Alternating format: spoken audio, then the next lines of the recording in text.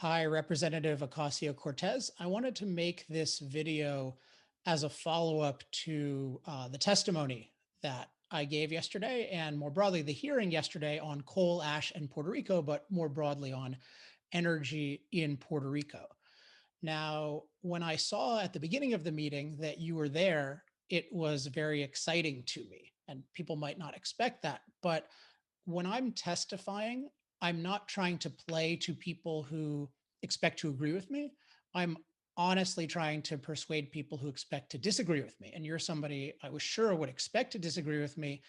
Uh, but at the same time, I really do think you care about Puerto Rico and the people of Puerto Rico. And I was and am very confident that the policies that you're supporting will be absolutely horrendous for the people of Puerto Rico. And so I want to do my best to persuade you because I knew that if you could be moved on this issue, that by itself would make a dramatic difference. So I was certainly interested in persuading anyone who was open to persuasion, but in particular, I was interested in at least moving you a little bit and maybe opening you up to my perspective. Just a tiny bit of background on me. So my background, I'm not like, a lobbyist for the energy industry, the fossil fuel industry. So my background is as a philosopher. I won't bore you too much, but essentially, I'm really obsessed with rational thinking methods, particularly about big moral issues. And I know you're very concerned with moral issues. And one of the things I think about energy and in particular fossil fuels is that we tend to really ignore and devalue the benefits of fossil fuels, more broadly of low cost, reliable energy, but particularly of fossil fuels. And I believe we tend to catastrophize the side effects. So just to give you a sense of where I'm coming from, I came to all these ideas before I'd even met anyone in the fossil fuel industry. So this is just really what I believe, right or wrong. But I do really believe this. And I do always try to be open to anyone who can show me otherwise. So I gave my presentation and I really tried my best to lay out the facts that Puerto Rico needs far more low cost, reliable energy, that really does require fossil fuels. I'm also in favor of nuclear and hydro and anything that can work cost effectively. But I believe fossil fuels, particularly in the next decade or two, are particularly crucial for Puerto Rico. I gave some of the reasons why solar and wind cannot do what fossil fuels can do for Puerto Rico. And I made a bunch of other points, briefly addressed the climate issue, which I might talk about in a minute a little bit more. But I just really wanted to make clear that anything resembling, rapidly eliminating fossil fuels in Puerto Rico was and is just a terrifying possibility and the exact opposite of what needs to be done. So I really tried to make that case. I honestly invited people to talk to me, to go to Puerto Rico to talk about, really learn what to do and to talk to the people on the ground, particularly in energy, because it is complex at a detailed level because there's so much corruption and bad regulation. And so I would love for you to join me or for anyone else to join me. And so that was really what I was trying to do. And then so I watched and then I saw your remarks, and you didn't acknowledge anything that I said or any validity to it. You also didn't ask me any direct challenging questions, which I certainly would have welcomed. And so I thought, okay, what's going on here? This person cares about Puerto Rico, I believe, and I think I've made some really powerful points. I made even more in my written testimony. And so what is going on here? And when I was watching you talk about energy issues and then talk in particular with the witness that you were relying on for energy issues, it occurred to me that you just had a lot of confidence in the things that you were saying, and including confidence in the witness that you were using. And um, I don't know how to say this delicately, but I really do think every sentence you and that witness said is demonstrably false. So what I thought I would do today is just go through what you said, the parts of your 5 minutes about energy, and then your witness, and go through what she said. And I think I can just really demonstrate to your satisfaction, anyone's satisfaction, that it was just really factually wrong in a very demonstrable way. And I'm hoping that if I can show you that, it might open you up to the possibility that the people you're relying on to advise you about these issues, because I know you have a million things to think about, the people you're relying on are leading you in a very bad direction. And hopefully by sharing with you some very demonstrable facts about the situation, you'll be open to, talking to me and seeing that maybe I have a perspective and knowledge that could help. So let's just go through, and I'm just going to be sharing. I'm not, this is not edited. I don't have some great slide deck, but I just assembled in advance some links that I think show very clearly the relevant facts on some of the subject. So I'm just going to play through this and then share some facts. Okay.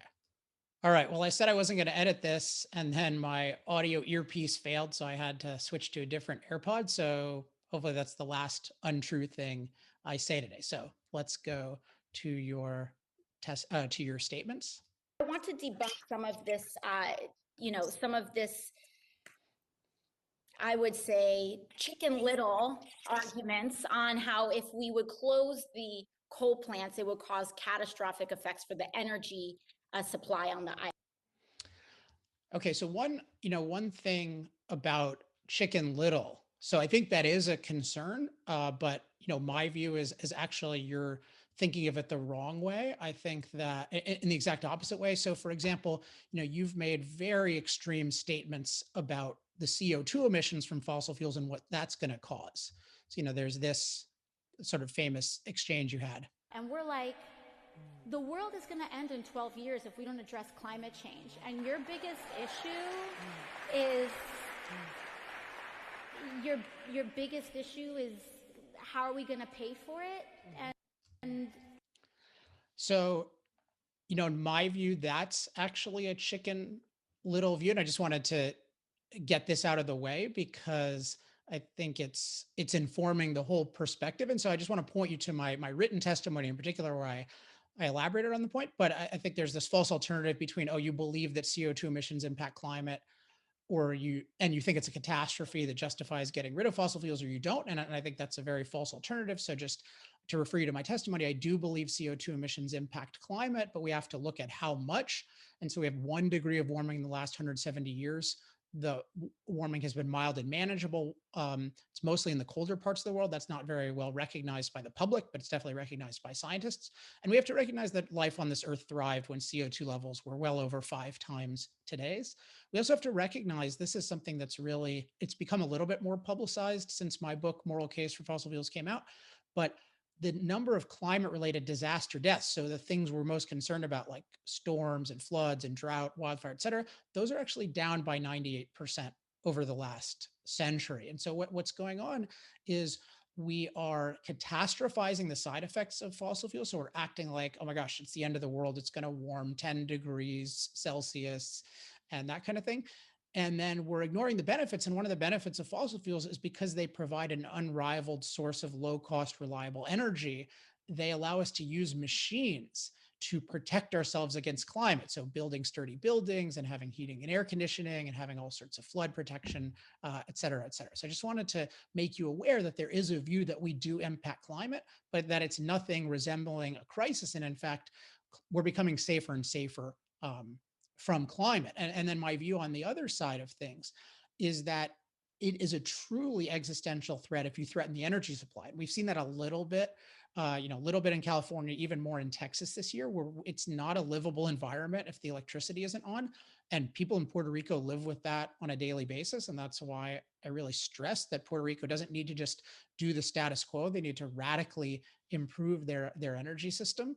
But it is like, we take for granted what it's like to have all the machines working, but when the machines stop working, then we have to live in nature, and nature is not a very nourishing or safe place, even when there are only 1 billion of us, let alone when there are approaching 8 billion of us. So my view is actually the existential threat is in trying to eliminate cost-effective sources of energy. So I just wanted to give you that perspective. Okay, so then we're going to jump into some of the specific claims now with that background.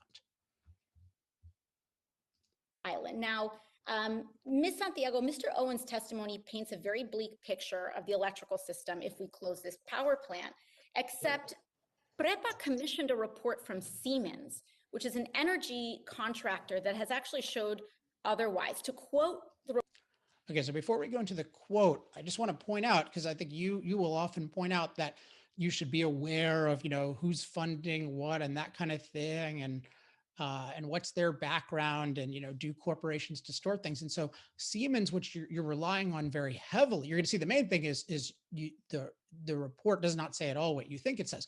But I just want to point out, so Siemens is an infrastructure contractor. I mean, they make a lot of different kinds of energy infrastructure, including wind turbines, and they generally have an interest in new infrastructure being built. So if if you ask someone in that business, hey, should we shut down this coal plant and build something new? Well, they're going to kind of have a certain incentive. So I think you should be aware of that. Don't just take Siemens uncritically, because they seem to be saying something that's favorable, although we'll see it's actually not.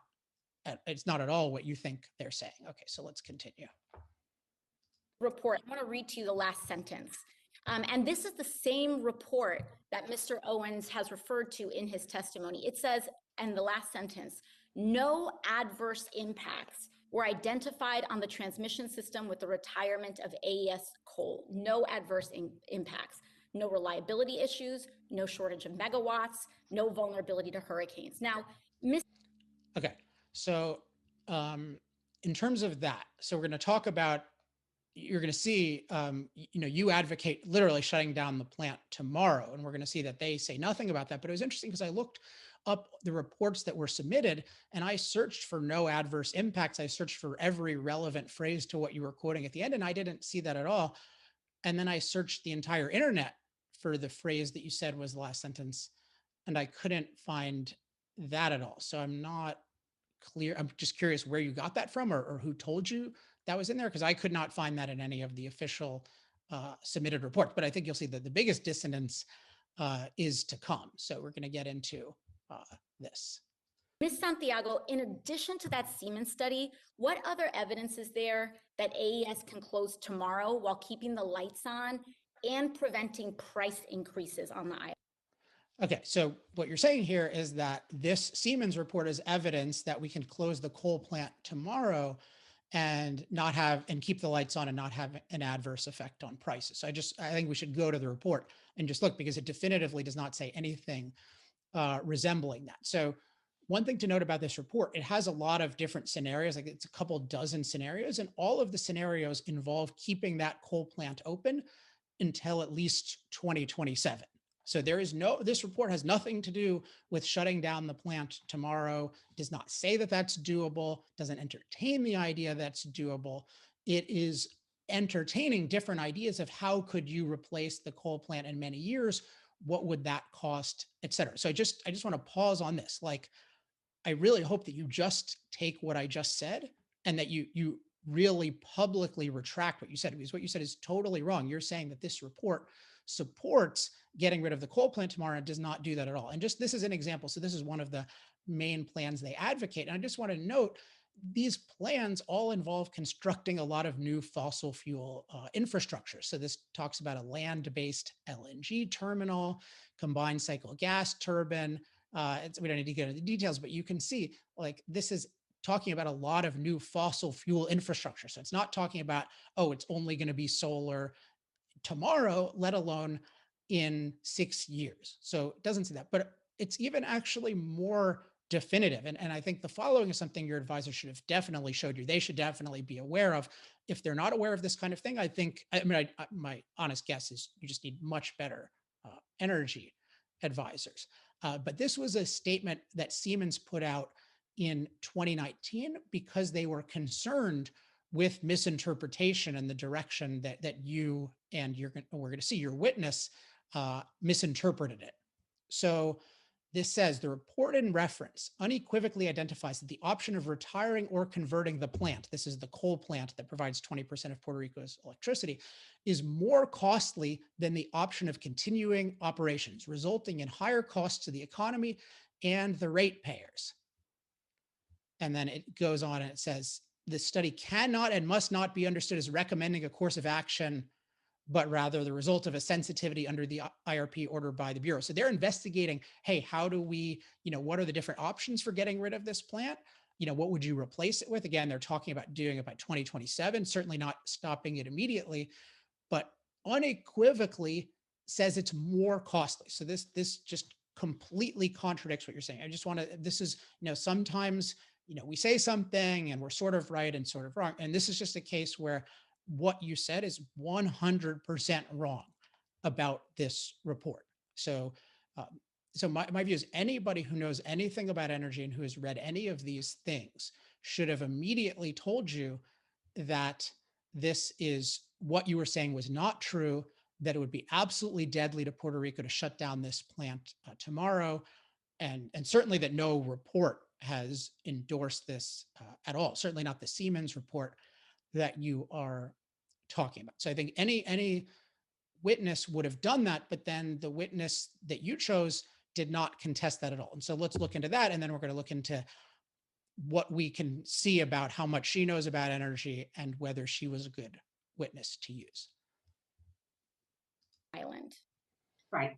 Okay, so PREPA published a dashboard indicating that its generation capacity is at least 3,361 megawatts, and demand is down in the low 2000s.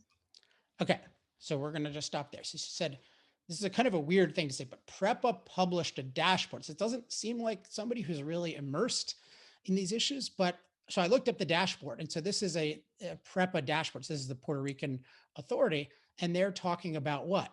They're talking about how much, what's called dispatchable capacity they have. And so right now it's saying, 3,176 megawatts. And then this is how much are they generating? Now, one thing you might notice about this is it says that this is the approximate expected demand. So it says over 2,500 generating, but notice that the witness said it was in the low 2000s, leading you to think, 2,000, 2,100, maybe 2,200, but 2,500, 2,550, that's not the low 2000s. So what happened? I mean, that's off by about 20%. That's very significant, particularly when you're talking about taking another 20% off with the coal plant. So the only thing I can gather is that she just looked at the dashboard during a time of day when demand was low. That's really the only thing I can think of. And then just to give a little bit more data here. So this 712.5 megawatts, this is not just like all really usable and definitely not the kind of thing that you can use just all the time. It's overwhelmingly oil. And I'll show in my testimony, I document Puerto Rico is almost 50% powered by oil, which I don't know if you know, it didn't seem like anyone there knew it. They were acting like, oh, it's all solar. As I pointed out, solar is renewables total.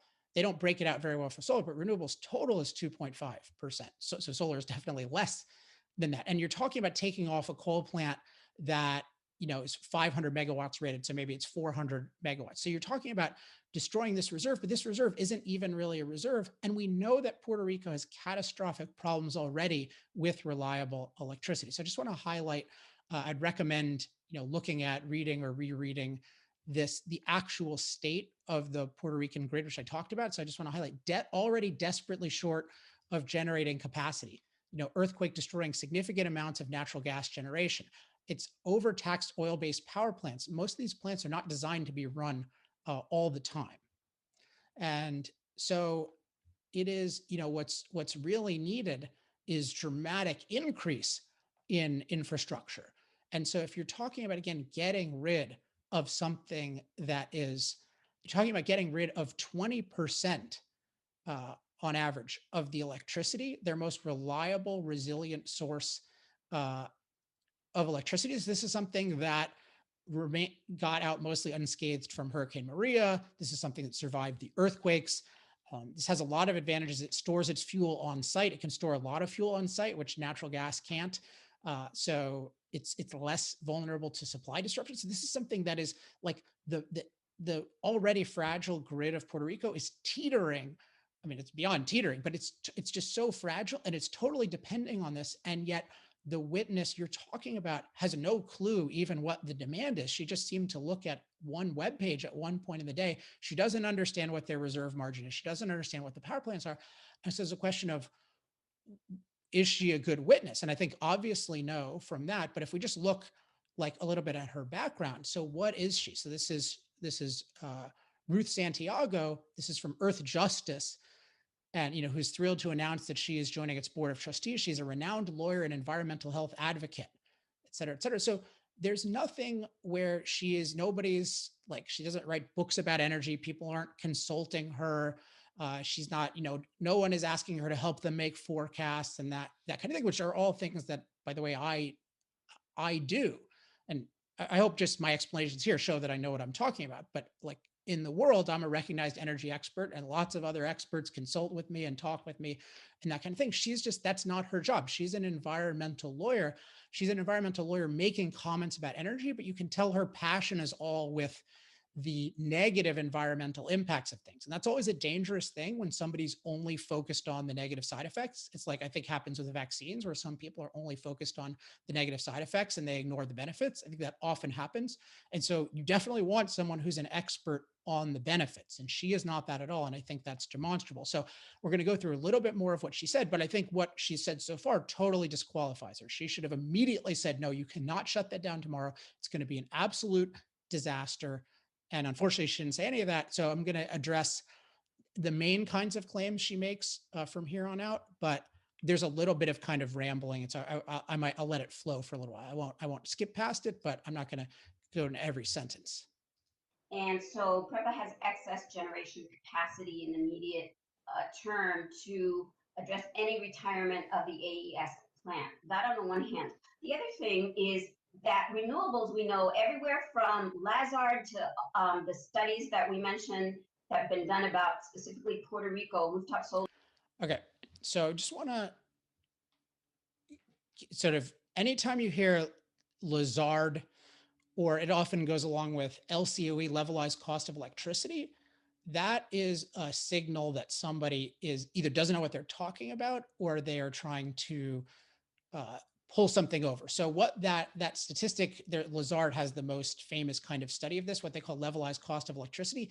This deliberately excludes, when you're evaluating the costs of solar and wind, it deliberately excludes the cost of transmission infrastructure and, most importantly, of backup infrastructure. And I want to point out what I said in my testimony, which I think is very relevant here. So in terms of what I talked about, and this is my written testimony where I elaborated on it a little bit more, where I talk about what's the reality of solar and wind, like not people making up studies about the future, but what happens in reality.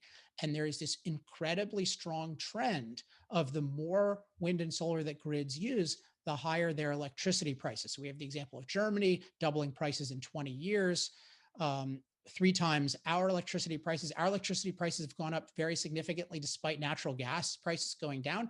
And it's all because of this solar and wind infrastructure. And the key thing to recognize is that because solar and wind are intermittent, which really means unreliable, they don't replace the reliable power plants, they add to the cost of reliable power plants. And then also, if you try to get away with them and you try to cut down on your reliable power plants, that's what happened in Texas, or also you don't invest sufficiently in resiliency. That's what's happening where I live in California. You're playing this game of reliability chicken where you try to minimize your reliable power plants to cut your costs, and it just ends up being a disaster. So the reality of solar and wind is they don't replace the costs of reliable electricity, they add to it, or reliable power plants, they add to it. So that is a very clear relationship. And so when people talk about these like levelized costs and stuff, that is fraudulent accounting. I call it charitably partial cost accounting. But trying to use more of this makes things more expensive. And then the other thing I want to highlight that I think I highlighted on my whiteboard is when people like you and Santiago are talking about 100% renewable, that doesn't exist anywhere in terms of just solar and wind and batteries. It doesn't exist anywhere at all. It's completely uneconomic. And I mentioned in my testimony about just the Elon Musk example. He talks about, oh yeah, we can just use solar panels and store it in my batteries, and running his numbers of $300, running his numbers, it's, the batteries necessary to just store 3 days rather of the world's energy would cost $400 trillion. That's 4 times global GDP. So this is just a totally unreal thing. It's something that people want to be true, but it is completely untrue. It's completely made up. The reality is totally different, and for the reasons that I explained. And so any legitimate energy expert would have told you this, but she's an environmental activist. She is not an expert. It's very dangerous to rely on somebody like that. Okay, so we're going to continue. I think she'll mention one more thing, but I think we've gotten the flavor that this is just a totally non-credible person on these issues. And if she sees this, she should definitely, I mean, I think she should retract everything she said. And I think she should never, ever testify or comment on the energy piece of things ever again. And I mean that very literally. Solar in Puerto Rico indicate that it's economically more beneficial, and that it would provide life-saving energy access to people here for PREPA, especially to use the FEMA funds, the 9.6 billion in FEMA funds that have been allocated for the Puerto Rico electric system, and then some other funds that are available on the federal level as well, for PREPA to do a big project to acquire and install these systems on the rooftops, sprawling rooftops of the residences here and businesses as well. And that would be economically beneficial, more positive than continuing to import and spend billions of dollars on the import of fossil fuels. So solar can replace the coal generation if we close the plant, correct? Absolutely. The DOE study, National Renewable Lab study indicates that. So the lady's time has expired. Okay, so again, there's a lot of kind of rambling about different things, but I think the key is you ask very directly at the end, and you talked about closing the plant tomorrow, so that's the context. Definitely closing it very rapidly. You said solar can replace it. So anybody who knows anything should have immediately said no. Solar is less than 2.5%. It's not reliable. All of these things by Siemens they're very speculative, but they all involve several years into the future, these massive infrastructure buildouts, including fossil fuels. It would be totally catastrophic to shut down this plant right now. You should therefore, I'll talk about it, you'll see in what I said once you had what I said after you left, like you need to figure out better ways to manage the coal ash. And I think you need to build new plants and do a lot of other reforms, but this is an absolute death sentence for countless people. And certainly it's going to lead to even more exodus from Puerto Rico than's already happened, which has been very, very significant. And then huge even more deprivation of opportunity for people in there. So she should have said that. So just one more, just so we're comprehensive, like this idea of, oh, we can replace it with solar. So she's referring to this NREL, National Renewable Energy Laboratory. So I don't want to go to this, but this is just exploring like, hey, how could rooftop solar be a contributing thing? It is not exploring it as a replacement. It is not at all saying you can shut down the coal plant tomorrow. It says nothing like that. None of these studies, and I think these studies are very problematic. There are all sorts of bad incentives. People engage in total speculation. It's almost always people who never have actually achieved anything in energy in their lives. So, but for our purposes, it doesn't matter because none of them say remotely anything like what you were saying or what, unfortunately, and I think really despicably, Ruth Santiago indicated they were saying. So I think that's the end of your discussion of energy. And so I meant that like literally every statement was demonstrably false. And so I just want to reemphasize again, the Siemens thing said, the report and reference unequivocally identifies the option of retiring the plant as more costly than the option of continuing operations. And that was for something in 2027. So please just, I mean, you cannot force anyone to believe anything, but this is just so definitive. You need to acknowledge this. You need to apologize. And I think you should really question if you were capable of saying something with this amount of confidence that is this false and has this drastically bad consequences for people in an area that you truly care about. That is like you really need to do something about it. I know you're very interested in morality. Like I think that is a definitive moral obligation. I can promise you, if anyone ever points that out for me, I will immediately apologize.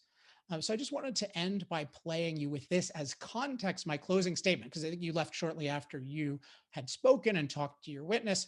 But I think I gave a good summary at the end. And I think now you'll have the context to give it more credibility and to maybe even be interested in pursuing the path forward. So here's what I said at the end, and it's just, a minute. Yeah, I want to reemphasize that low cost, reliable energy is crucial to health and just give this full context of facts. So, again, 43% of people in Puerto Rico are in poverty. They pay 3 times more for energy, $13,000 a year per capita income. 2.5% only is provided by renewables. So, talking about shutting down a reliable plant is crazy. And then there are 0 places in the world that are using the kind of unreliable and batteries placed scheme and really crackpot scheme that people are talking about today. So I would really invite, I'm really honestly saying I would welcome going on a fact-finding mission with many of you and helping educate you, some of you, about the different energy realities. And I think that we can see that there's a way to move forward with cleaner coal, natural gas, nuclear, instead of having this crazy dogma that we must rely on unreliable renewables. We should use the most cost-effective energy, and Puerto Rico needs far more of it, not less. So this is, by the way, this video here is you can look it up on YouTube. This is a video of, I know you didn't catch most of what I said. So if you want to see the whole thing and my comments and context, you can watch this video. So I just want to close by saying, I know this is not, it's not a pleasant thing for somebody to say, hey, like what you're saying was totally wrong. And I hope I've shown, I'm not taking it out of context. I'm just showing what you said was totally wrong. What you said and what your witness said, certain studies said was not true. And therefore you were the policies you were advocating were policies that those studies would have never supported. And I think the evidence shows very definitively it would be absolutely catastrophic. So I know it's not fun to hear. You know, there are many people who, upon seeing this, will make fun of you. I know you get made fun of by a lot of people. Obviously, it doesn't bother you too much because you're public and you do your thing, and I respect that. But I mean, this is just a case where you were totally wrong in a way that I think should make you question who is advising you and how you're thinking about the issue. And so I would really welcome the opportunity to talk to you directly. It doesn't need to be in front of cameras.